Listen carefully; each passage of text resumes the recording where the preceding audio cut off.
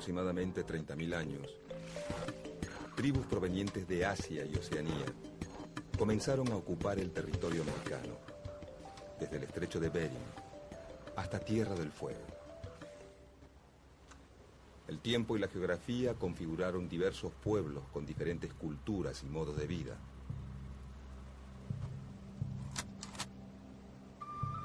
Los huichis, los araucanos, los pampas, los tehuelches. En España funcionaba una rígida sociedad feudal. Quienes no poseían bienes y riquezas difícilmente podían cambiar su situación social. Por eso América representó para muchos campesinos, labradores y nobles empobrecidos la posibilidad de cambiar su condición social, nobleza. La creación del virreinato del Río de la Plata y la consecuente presencia de un poder político y militar fuerte permitieron establecer una línea de fronteras medianamente alejadas de los centros urbanos.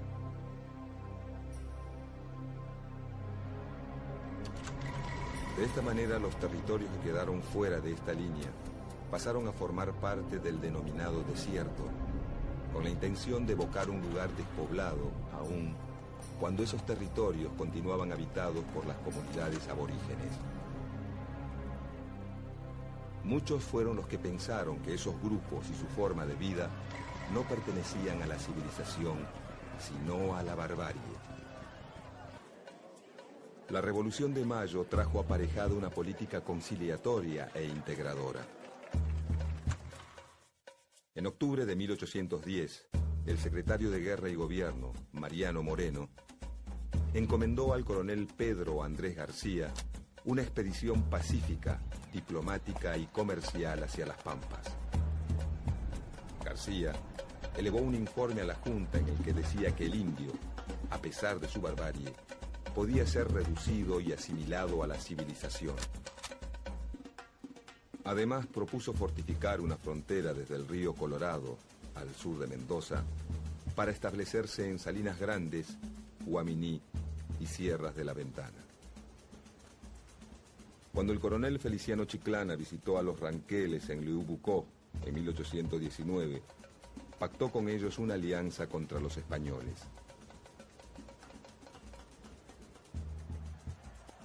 En Buenos Aires, El Saladero, industria dedicada a la elaboración de tasajo, carne seca conservada en sal, creció notablemente y dio origen al grupo de los saladeristas rioplatenses, que ejerció enorme influencia en la dirección política del naciente país. Para ello, era necesario, además del ganado, contar con la sal traída de Salinas Grandes o de la costa patagónica, todos territorios pertenecientes a distintas tribus. Así, las estancias cercanas a la ciudad avanzaron sobre territorio indígena y ocuparon los campos donde estos se abastecían de ganado salvaje. Con el objetivo de avanzar hacia los ríos Colorado y Negro, el gobernador Martín Rodríguez estableció fortines en Areco, Navarro, Monte, Chascomús y Ranchos, y también levantó un poblado en Tandil.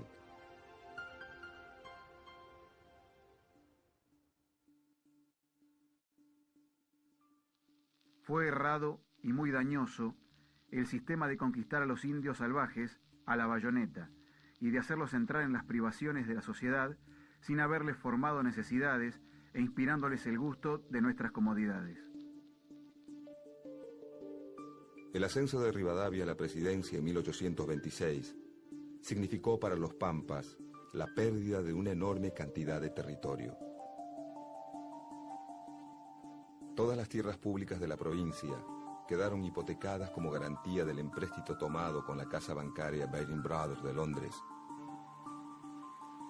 Rivadavia decidió entonces aplicar el sistema de enfiteusis, por el cual los productores rurales podían ocupar y hacer producir las tierras públicas, no como propietarios, sino como arrendatarios. La ley promulgada en julio de 1826 lo establecía sin lugar a dudas. Quedan especialmente hipotecados al pago del capital e intereses de la deuda nacional las tierras y demás bienes inmuebles de propiedad pública, cuya enajenación se prohíbe en toda la nación. En vez de fraccionar la tierra y entregarla en lotes a pequeños y medianos productores para que la trabajaran, la Enfiteusis rivadaviana entregó miles y miles de hectáreas a quienes ya eran grandes propietarios.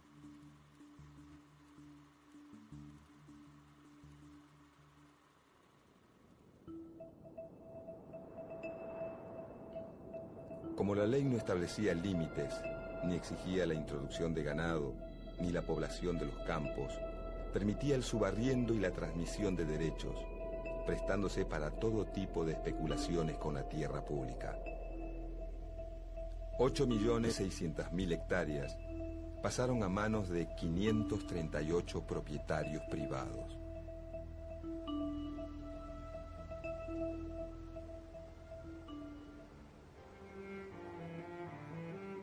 Para controlar las fronteras y garantizar la tranquilidad de estos propietarios, Rivadavia contrató al mercenario prusiano Federico Rauch, que recibió el grado de coronel del Ejército Nacional.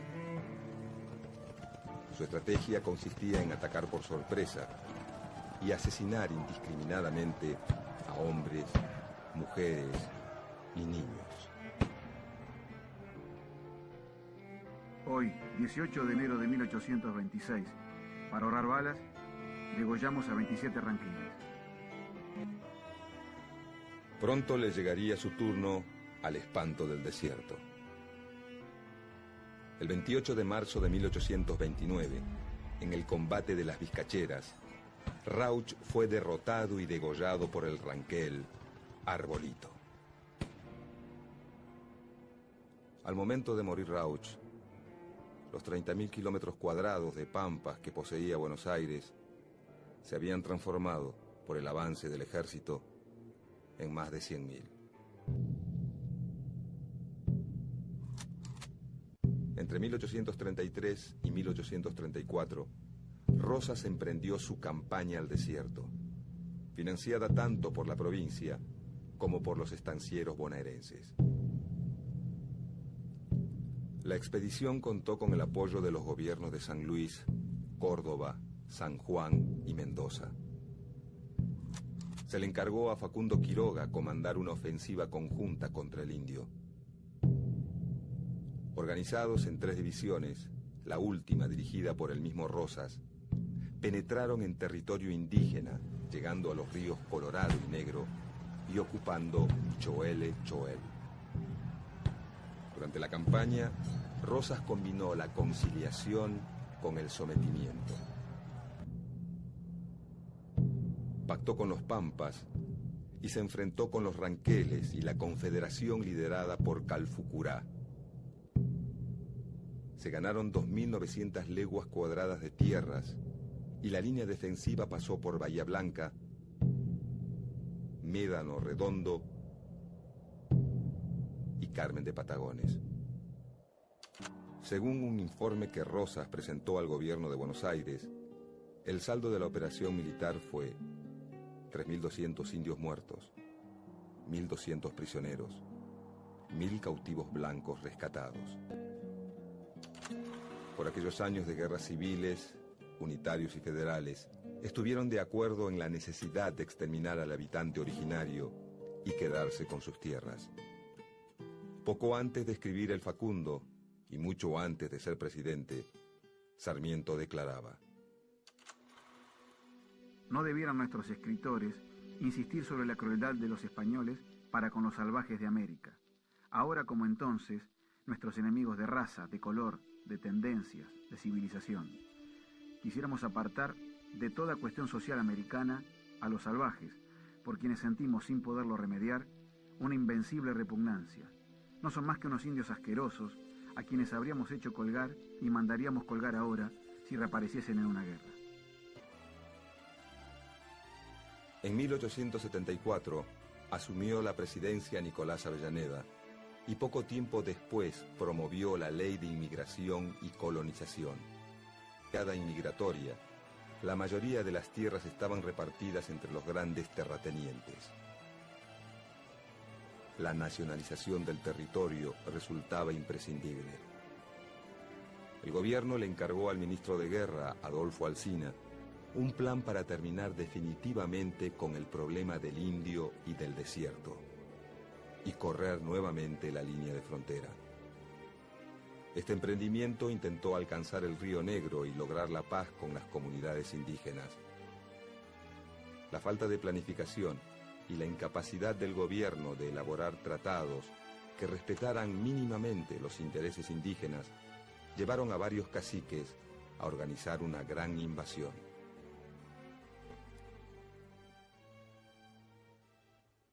Alsina organizó la contraofensiva en 1876. Como resultado de la campaña se construyeron pueblos como Carué, Guaminí, Puán, Trenquelauquen, Italó, y una zanja de 374 kilómetros, de unos 3 metros de ancho y 2 de profundidad, entre Carué y Laguna del Monte, conocida como la Zanja de Alsina, que tenía como fin evitar el robo de animales. La política desarrollada por Alsina le había permitido al Estado ganar unos 56.000 kilómetros cuadrados, extender la red telegráfica, la fundación de 5 pueblos y la apertura de caminos. Alsina muere y en su reemplazo es designado Julio Argentino Roca. En 1878, el Congreso Nacional sancionó una ley por la que se destinaba 1.600.000 pesos para el traslado de la frontera a los ríos Negro y Neuquén. La suma millonaria se obtendría a través del producido de las tierras públicas nacionales que se conquistaran. Casi 400 personas se quedaron con más de 8 millones de hectáreas de las mejores tierras del mundo. El nuevo ministro de Guerra aplicó un plan de aniquilamiento de las comunidades indígenas a través de una guerra ofensiva y sistemática. El plan se realizó en 2 etapas. Una ofensiva general sobre el territorio comprendido entre el sur de la provincia de Buenos Aires y el Río Negro, y una marcha coordinada de varias divisiones para confluir en las cercanías de la actual ciudad de San Carlos de Bariloche. Julio Argentino Roca modernizó las tropas e incrementó la construcción de líneas telegráficas. Los batallones comenzaron a utilizar nuevos armamentos, como los fusiles Remington, con un alcance de 1000 metros, y la ventaja de disparo sin humo de pólvora, que les permitía pasar inadvertidos.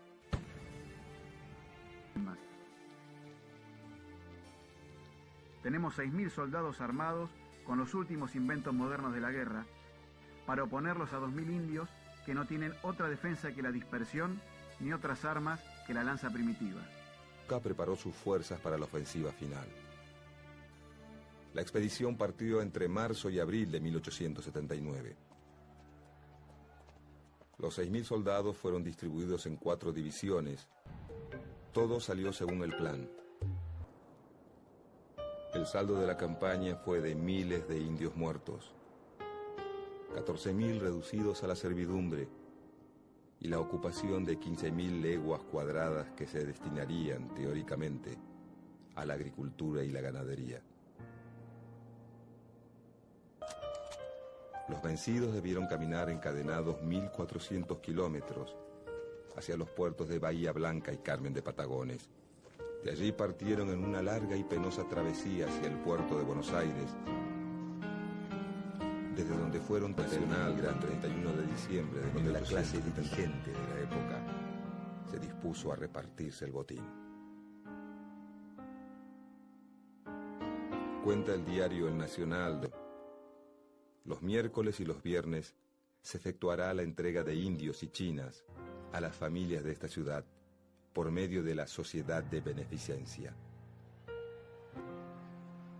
La desesperación y el llanto no cesan. Se les quita a las madres sus hijos para en su presencia regalarlos. a pesar de los gritos, los alaridos y las súplicas que hincadas y con los brazos al cielo dirigen las mujeres indias. En aquel marco humano, unos se tapan la cara, otros miran resignadamente al suelo.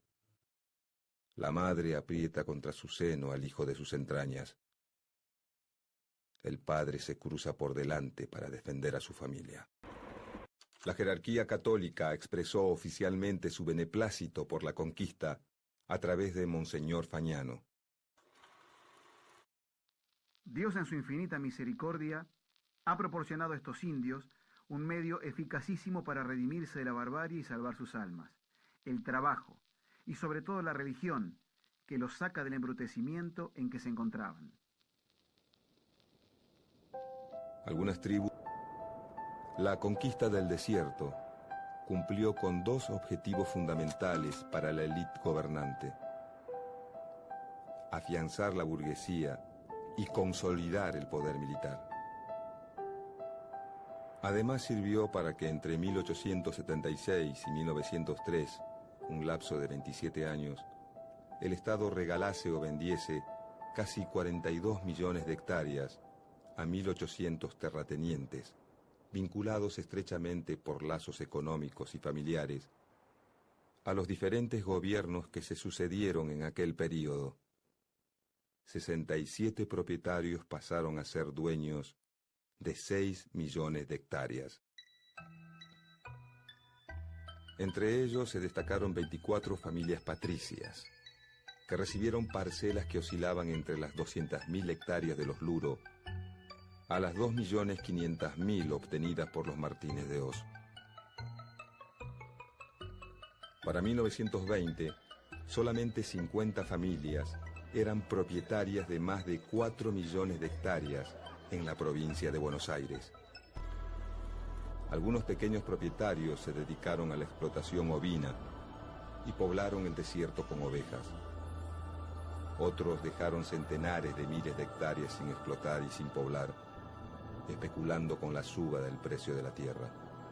Aún hoy, el territorio de la Patagonia tiene un porcentaje de medio habitante por kilómetro.